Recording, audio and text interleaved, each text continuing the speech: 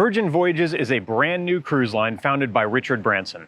They've been touted as an adult line for those who don't like cruising, and they made many promises of being different. We were lucky enough to sail on the MerMaiden voyage of their first ship, Scarlet Lady, from her home port in Miami. I'm Bill from CruiseHabit.com, and after learning a lot about Virgin on this 4-night cruise, I'm sharing 5 things you should know about Virgin Voyages and Scarlet Lady.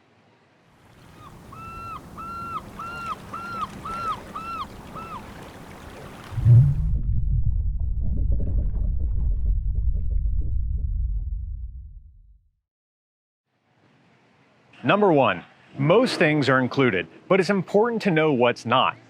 One of the simplest ways in which Virgin Voyages is different is that many things are included in your cruise fare. Not everything, but more than most non-luxury lines. This includes onboard internet access, gratuities, and dining at all of the restaurants. It's all built into the price of the cruise. Also, what Virgin Voyages calls basic bevies. This includes filtered water, drip coffee, tea, and soft drinks.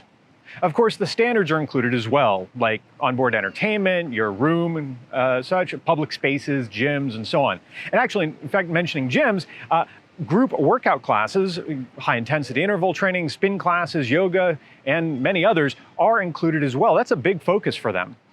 Now, there are some upcharges. The included internet is better than most cruise lines' offerings, but if you want some more speed and the ability to stream, you can pay for a faster connection. All of the restaurants are included, but a handful of dishes like Wagyu beef and seafood towers do carry extra cost. Now, spa services, tattoos, yes, Scarlet Lady has a tattoo parlor on board, I tried it out. Shore excursions and alcoholic beverages are not included. Also, you should know there aren't drink packages either, which I found surprising, but drink prices aren't too unreasonable. They also have some offers that help you offset the cost, like bonus onboard credit, or sailor loot as they call it, which allows you to pre-purchase onboard credit for your cruise and get some bonus cash in there for drinks or almost anything else on board. Number 2, it's an adult by design cruise line, but that doesn't mean it's just for someone else. From the moment Virgin Voyages announced their offering, I heard so many people say that they thought the line was for somebody else, or that it was for younger people than them, seemingly regardless of their age. I couldn't argue much, though, because before they were sailing, we didn't know what the experience would be like on board, and that's all the more reason not to dismiss it out the gate. Now, that in mind, the first sailing was different. There were a lot of bloggers and travel agents and things like that, but there were regular guests as well, and I think it's going to take a little bit of time to settle on who the average Virgin Voyages guest is, but from what I saw, I'm comfortable that it's going to be a wide variety of people. On our sailing, we saw a lot of guests of different ages and from different walks of life, and I didn't hear a single person say that they felt out of place. Now, part of this is because adult by design means that there are going to be people who are attracted to the line because it has adult offerings, but also people who want to cruise without kids but aren't looking for a slower paced experience like you'd find on an ultra premium or luxury line, where indeed there wouldn't be kids, but it's not quite the same cruise experience that Virgin Voyages is offering. There are some entertainment options which are a bit more risque than you'll find on other cruise lines, and there are some sexual undertones, but it's not a swingers cruise or anything like that.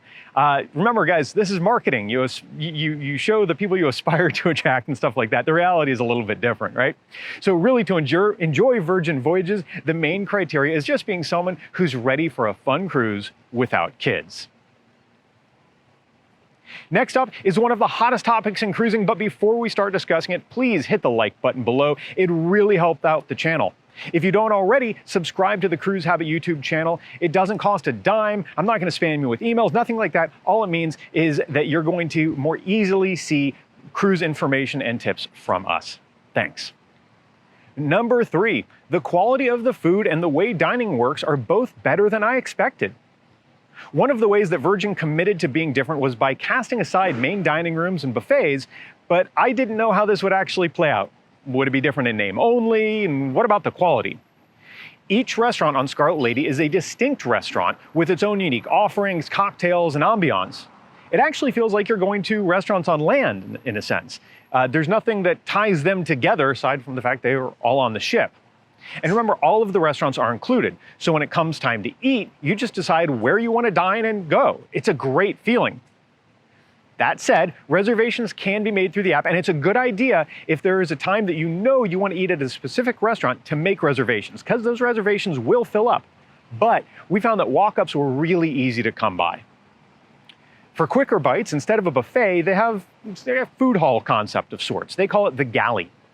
This confused me, by the way, on a tour. They said, oh, we're going on a tour of the galley. And I was like, I want to go see the galley, but no, they mean the casual dining venue on board. You can eyeball what is available at each station, kind of like some buffets have stations, but with just a couple exceptions, like for desserts, I think, you just sit down at one of the tables, browse the menu, you scan a QR code, or you can ask for a paper menu, and a server is going to take your order and bring your food from whichever combination of stations. I really like that because at a buffet, even if there are a lot of options you want, you may find yourself carrying plate after plate, 2 different stations, set stuff down. Okay, you wait here, I'm going to go get that other thing I saw. So that was really convenient. The various stations or cuisine types even have unique dishes for breakfast. It's not just eggs and toast in the morning. I really like that. So for example, the taco station, I forgot what they call it, on Scarlet Lady over in the galley, you can get breakfast burritos and other things such as that in the morning. Now, speaking of breakfast, you can get breakfast late on Scarlet Lady, depending on the day and the venue, as late as 10:30 or even 11 a.m. This feature really stood out for us. It's great since the party goes on into the wee hours, or even when there's not a party going on in the wee hours, I just don't wake up early enough for breakfast on a lot of ships. Overall, the quality of the food was excellent. And as for the service, we have no complaints. Little hiccups here and there, but it was the very first cruise. Generally, everyone was really attentive, aiming to please. We had some special requests that were executed without any hesitation or trouble whatsoever. And for the most part, I found the freshness and quality of the ingredients to be very good and the dishes inventive. We loved Pink Agave, which is an upscale Mexican restaurant, as well as Razzle Dazzle, a vegetarian-forward restaurant as they call it, but they have meat options for those who are so inclined, and some of their dishes were our favorites. It never felt like I was eating food from a convention or a wedding spread or anything like that. Like, it's true on some ships, to be honest. Now, there are some other dining options around the ship, including spectacular pizza at a pizza place called The Pizza Place. Very creative there. Plus Greek mezz out on a patio area called The Dock, and all-day breakfast at a diner, plus other things. Really like the variety. So if you're going to look for unique dining experiences, this is one way. They're doing a really great job. Number 4. They are very tech forward, so be ready to bring your smartphone. For some people, they're going to be fine with that or really like it. Others, maybe a turnoff. You decide. So in addition to having internet that is, by cruise ship standards, very fast and reliable, the use of technology is reasonably important for onboard experiences and planning. The smartphone app has the schedule, allows you to book shows and meals, you get reminders about things, you can even book excursions, and this is my favorite, use it for customer service. So you can request room service, turn down service, maintenance. So while we were on, there was a problem with the tablet in our room, and I'll get to that in a moment. And I just, while walking out of the room one day, clicked a few things in the app, they fixed it while I was gone. I even got a push notification telling me it was resolved. Fantastic use of technology in that way. In fact, you can even chat with sailor services or guest services. So if there's something that's not on the menu, if you will, you can take care of it right from the app. I loved that. In-room lighting and entertainment is largely controlled by a tablet. The tablet I was talking about a moment ago that sits on the vanity and wirelessly charges. You can take it off, move it about the room. You can set the mood with colored lighting and even adjust the air conditioning and blinds. This was great. Though I'll admit, a regular remote control could have been nice for the TV. We don't really watch television on a cruise, so it didn't impact us. But I can imagine if you're just laying down, in bed, you want to be able to just hit a button to adjust the volume or something. But overall, I thought it worked really well. One of the more novel uses of technology is an app feature called Shake for Champagne. Just shake your smartphone with the app open, and they deliver glasses and a chilled bottle of Moet and Chandon. This was really cool. Doesn't matter where you're on the ship, they just show up with a bottle of champagne and glasses. It's a lot of fun to test, for research purposes, of course. Now, on the MerMaiden voyage, I keep saying that, by the way, if you haven't figured out, Mermaids, maiden voyage, that's what they called it. I thought it was cute. On the MerMaiden voyage, we did run into some tech problems, like frequent app crashes and the wristbands that you use as a key and for payment on board. They broke multiple times. I had to get, I think, 4 of them. Eventually, they actually ran out, started giving people cards. These things were annoying, but I really suspect that they'll be quickly worked out now that the line is sailing with guests. Number 5. Shows should be booked in advance, and you do want to see them. I love having the option of making reservations for things, but I also like winging it on a cruise. For any of the entertainment options on Scarlet Lady, I highly recommend you book these in advance in the app. None of the entertainment venues are as large as traditional shipboard theaters, and the shows are very popular. So I'm hoping, I'd love to see in the future that they schedule maybe more shows throughout the cruise so that they can spread things out and accommodate more guests. But I'm ready to schedule my entertainment as soon as it opens up for our next Scarlet Lady cruise in December. And when you're ready to take Scarlet Lady cruise, that's my recommendation. Book these in advance. You don't want to miss some of these shows. Don't expect Broadway reviews on Virgin Voyages either, or any of those mashups or things. There's an acrobatic and dancing show, which is a sort of take on Romeo and Juliet, a singing sexologist. Yes, you heard that, how they managed to find someone to cast that. I think they found 2 people, actually. That's impressive. They offer up intimacy advice, cabaret-style shows with the ship's hostess. There's no cruise director, and other really unique offerings. Make sure you catch them. There's also pop-up shows from Phantom Folktales and others. They could happen anytime, anywhere on the ship, so keep an eye out for strange but entertaining happenings. Scarlet Night, is an over-the-top kind of theme evening, everything being Scarlet Red themed. Everything we witnessed was interesting.